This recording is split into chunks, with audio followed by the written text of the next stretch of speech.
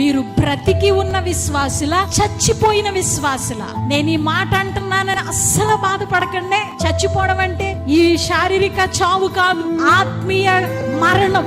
మీరు బ్రతికిన విశ్వాసులా, చచ్చిన విశ్వాసులా? బ్రతికి ఉన్న విశ్వాసి. హల్లెలూయా.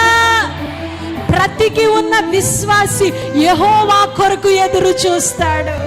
అయ్యో, నా కాలు నొప్పి వచ్చేస్తుంది, పర్వాలే, నా నిరీక్షణ యేసు. అయ్యో, నా ఇంటిలో ఆర్థిక పరిస్థితులు బాగోలేదు, పర్వాలేదు, నా ఎదురు చూపు యేసు కొరకు. హల్లెలూయా.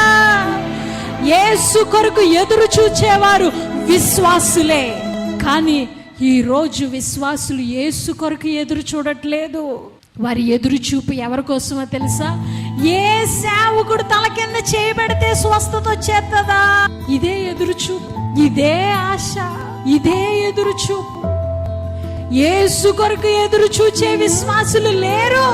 ప్రతి విశ్వాసికి యేసుని చూడాలి, యేసు కొరకు ఎదురు చూచే ఆశ కలిగి ఉండాలి. హల్లెలూయా. ఎందుకు అంటే ఈ లోకమనే ఈ సముద్రంలో మనం యాత్రికులం, ప్రయాణికులం. ఇక్కడ ఏమి పర్మనెంట్ స్థలాలు వద్దు. ఇల్లు లేకపోయినా బాధపడకండి, సొంత ఇల్లు లేకపోయినా బాధపడకండి. ఎందుకంటే ఈ నివాసం పర్మనెంట్